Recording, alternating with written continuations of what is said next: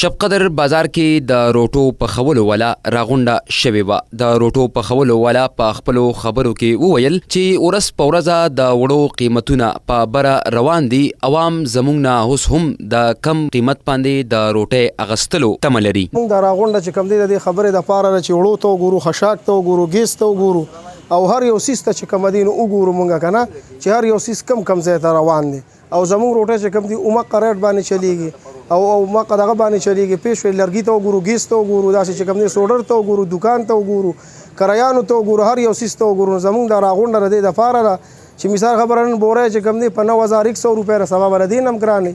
نو د دې غم پکار دی مثال خبره د راغونډه او د ټول راټول شوي د دې خبرې دپاره چې زموږ د دې خبرې غم وشي.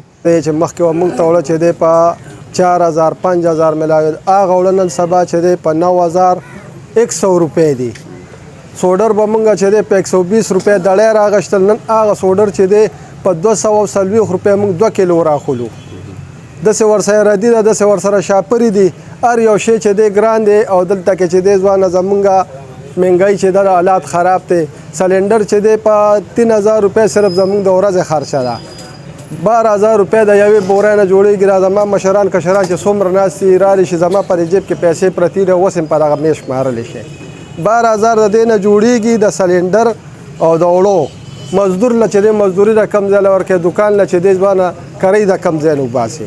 مهنګایي ده، زمونږ کوټه نشته دی. په هغه وخت کې وه چې کم وخت کې عبدالله اکبر نیکو الله دې خوشحاله ساتي موږ ته کوټه میلاو شوې ده. د هغې نه پر دې خوا چې دی دا څونه کالونه شول د نانبیانو کوټه نشته.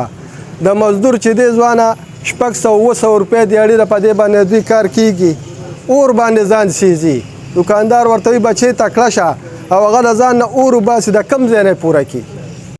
کابینه به راولي ما څه به کیني، لکه ما ته مې دا احساس دی چې یاره نن سبا 9000 او سره پاسه په 9000 باندې بوری ده. د دې هر څه ما سره احساس شته. تاسو به ما سره کینئ، زه به په هغه طریقه باندې تاسو له انشاءالله چې وزن هم درکم او نرخنامه هم درکوم. باقي چې کوم مدر وړه 400 والا زموږ مشران په پېښور کې هم شته، په 400 کې هم شته. د هغې کیدي چې سبا نه 400 والا هړتال وي، هغې چې د هغې څه نرخنامه وته، څه ریټ وته، انشاءالله به هغه به زمونږ هم وي. خو زه راته سوال کوم، منت درته کوم چې پر خپلو بچو او پر خپل ځانونو باندې رحم وکړئ.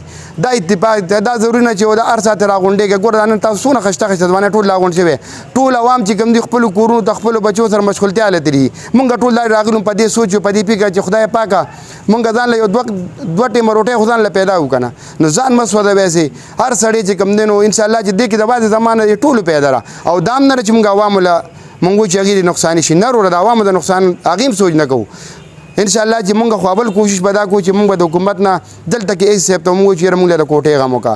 ځکه چې په سن 1997 کو 98 کې د صدر صاحب دی په وختو کې زما خیال دی چې په هغه وخت کې یو څه ټیم له د بېنظیر حکومت او د نېشنل پارټۍ په دور کې هغه ټیم کې راغلی کوټه یو څو میاشتو له راغلی ده. د هغې نه پس مونږ بیا کوټه نه رسي کړې. نو لهذا مونږ خو به اول دا وایو چې انشاءالله مونږ دلته شب قدر کې کوټه منظوره شي. ولې د پېښور خلکو سره شته، ولې د 400 شته، ولې د شب قدر خلکو ولې. الحمدلله زمونږ د هغې نه زیات تنورونه زمونږ زیات دي. زمونږ د هغې نه ګوره د هغې کریانې ته وګوره، زمونږ کریانو ته وګورئ، د ځمکې اور اسمان فرق دی. زمونږ کریانې پې زیاتې دي. زمونږ دړه ده د هغې ګیس دی. نو وروره دغه یو خبره ته کوم، د روولۍ درته کوم، سوال درته کوم چې دا نن راغونډ شوی ضروري نه چې به نن راغونډ شوی حق و سبا په وړو کې معمولي فرق راغی. نه هر سړی خپله منمانیانې کوي. نه رور مې دی چې سبا په وړو کې فرق راغی نو نن چې راورو ګټو سبا به وګټو، خو اتفاق به کوو، بغیر د اتفاق نه کېږي. وروره نن بیانو په خپلو خبرو کې وویل چې ګیس سره د خشاک او ورسره د وړو قیمتونو سره د سوډرو د مالګې او دغه شانتې د وړو د استعمالولو قیمتونو کې اضافه کیږي. حکومت مونږ ته په دغه کې ریلیف راکړي. اکرام الله صدیقي، اباسین ریډیو، شب قدر.